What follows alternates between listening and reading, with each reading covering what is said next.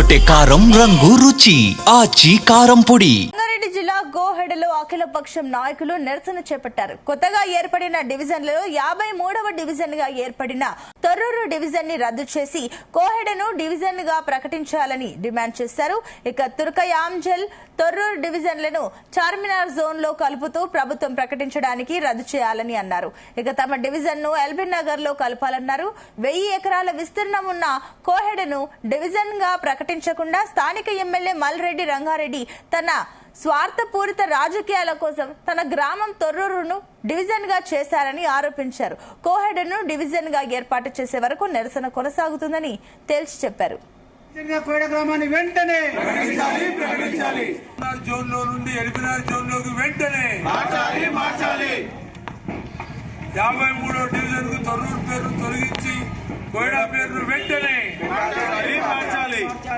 కొనసాగిద్దాం. కోయడా ప్రజల డిమాండ్ నెరవేరేంత వరకు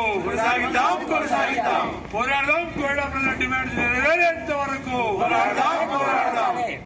డివిజన్ల విషయంలో ప్రభుత్వం చేస్తున్నటువంటి మొండి జిహెచ్ఎంసీలో 20 మున్సిపాలిటీల్ని 7 కార్పొరేషన్ని విలీనం చేస్తూ జీవో నంబర్ 264 ద్వారా విలీనం చేసి ఆ తదుపరి ఒక ఆర్డినెన్స్ ని తీసుకొచ్చి 300 డివిజన్లుగా విభజించింది. ప్రతి డివిజన్ ఏర్పాటు చేయడంలో జిహెచ్ఎంసీ అధికారులు ప్రభుత్వానికి తొత్తులుగా మారి అస్తవ్యస్తమైనటువంటి డివిజన్లుగా ఏర్పాటు చేశారు. మరి ముఖ్యంగా తుర్కేయంజాల్ మున్సిపాలిటీలో 2 డివిజన్లు చేశారు.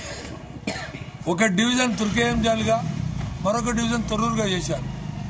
అశాస్త్రీయమైన పద్ధతిలో స్థానిక ఎమ్మెల్యే మల్రెడ్డి రంగారెడ్డి తన సొంత ప్రయోజనాల కోసం నాగార్జునసాగర్ హైవే నుంచి తుర్కేయంజాల్ను డివైడ్ చేసి పెద్దంబర్పేట 52వ డివిజన్గా ఇచ్చినప్పుడు 53వ డివిజన్గా శాస్త్రీయ పద్ధతిలో 10,000 ఎకరాల రెవెన్యూ ఉన్నటువంటి కోయడా మేజర్ గ్రామ పంచాయతీ 1950